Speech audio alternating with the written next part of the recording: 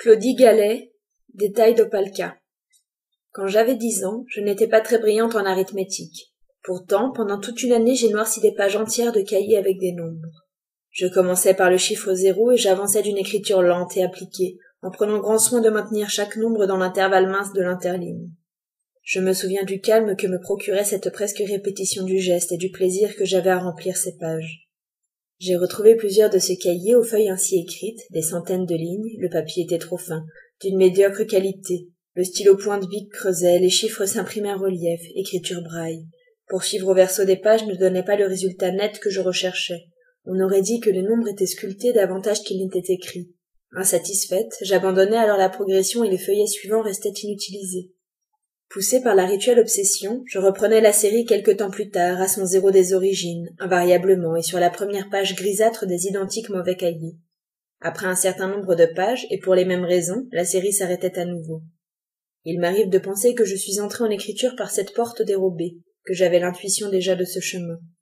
Il m'arrive aussi de penser que mon intérêt pour le travail si singulier de Roman Opalka a pris racine dans ses premiers balbutiements d'écriture. Quand j'ai découvert son œuvre des années plus tard, ce fut un choc, le souvenir des cahiers m'est revenu.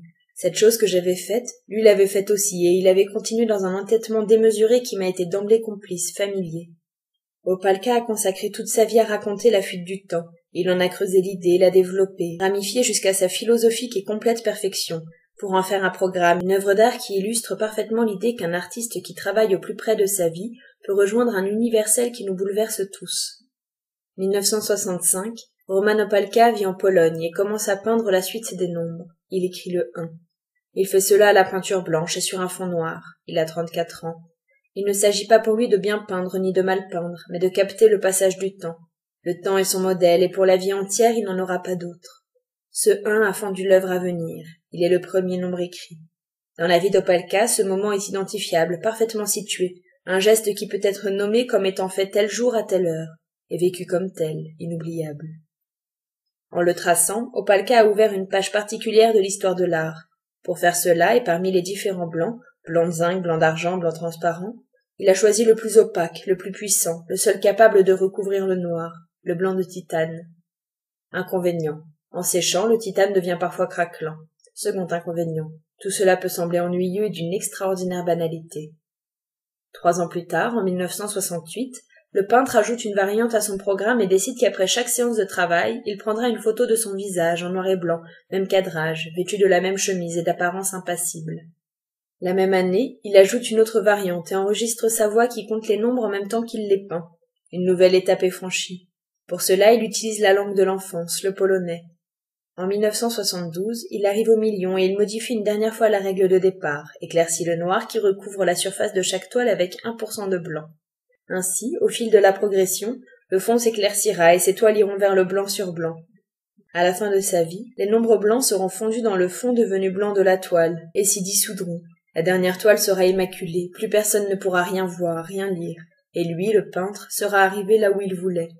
La disparition dans la lumière, inévitable. Il décide de nommer ses toiles des détails ou des tableaux comptés. Des détails qui sont pensés, chacun, l'un par rapport à l'autre et noués entre eux par un concept d'une grande rigueur. Opalka exprime une émotion avec des nombres qui sont du temps. Le passage du temps est un constat commun qui nous concerne tous et que l'on peut tous comprendre, qu'on soit riche ou pauvre, d'un autre pays, d'une autre langue, grand connaisseur des arts ou non initié. Chez lui, pas de chef-d'œuvre, pas d'époque, de période, pas de suspense ni de surprise. Sur ses toiles, ni personnage ni décor, nulle figuration, uniquement des chiffres. Quand il parle de son travail, il ne dit pas qu'il peint mais qu'il sculpte le temps. Une traduction par les nombres de ce que le temps fait à son visage. Pas de paysage, mais l'émotion de vivre. Chaque nombre supplémentaire modifie l'ensemble de l'œuvre. De la même manière, chaque jour qui passe change et érode son image. Des changements lents, infimes.